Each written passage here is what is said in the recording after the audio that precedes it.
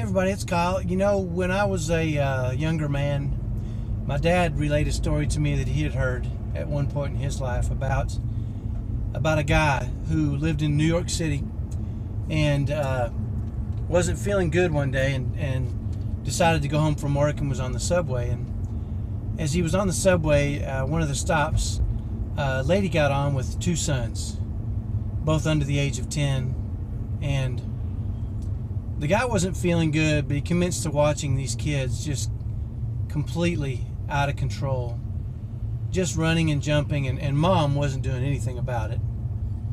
And the gentleman was frustrated because he wasn't feeling good, and the kids were brushing by him and bumping into him and doing all these things that were really aggravating him.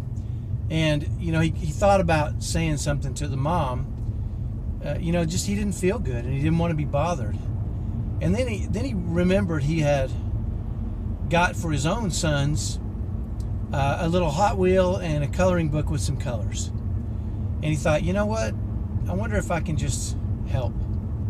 So he pulled out the coloring book and the colors and the little Hot Wheel and, reached across and gave them to these kids and really just gave them something to do and settled them down quite a bit. And for the rest of the trip, the boys were pretty happy and quiet and contained. And as the lady was getting off, it was a stop before he was going to get off, she leaned down to him and she said, "Thank you so much." She said, "My husband unexpectedly passed away this morning, their father, and we're trying to get home from the hospital, and my boys don't know what to do or how to handle it." And she said, "Thank you for your kindness." And she left. And when my dad told me this story, it made me kind of start to realize, and I think we all do, that you never really know what's going on with other people. And in a lot of cases, when people are unkind or have made decisions that have caused them to have wounds in their lives, that have caused them to have difficulties, we don't know what's going on with other people. All we see is their outward appearance, and sometimes that can be pretty rude or abrasive, or sometimes people can be jerks, but we don't know what's going on inside. What have they experienced, or what emotional or spiritual wounds have they suffered through and just haven't been able to come to grips with. And when we have difficult times and we in public and other people stare or glare, we tend to get a little defensive.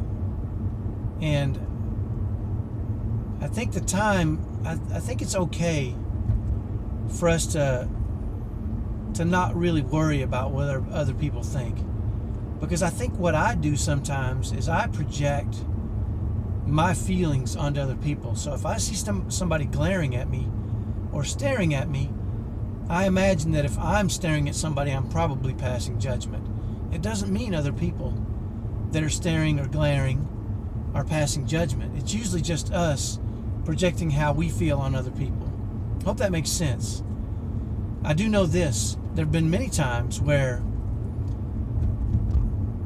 people have just watched because of the unusual circumstances or the fascination by a 17 or an 18-year-old throwing a fit in a public place. It's just unusual to see that. So when they do, I don't think they're trying to be mean. In a lot of cases, they're not.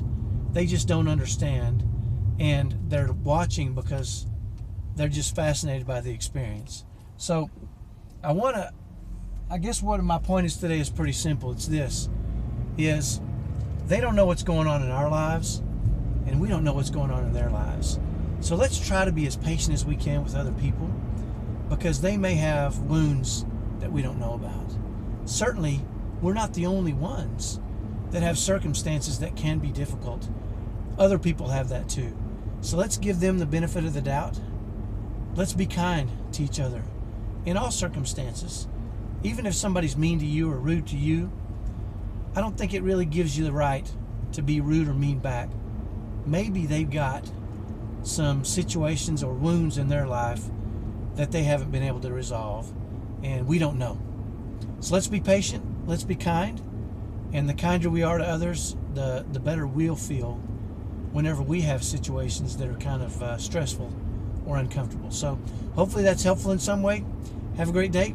We'll talk to you next time. Bye-bye.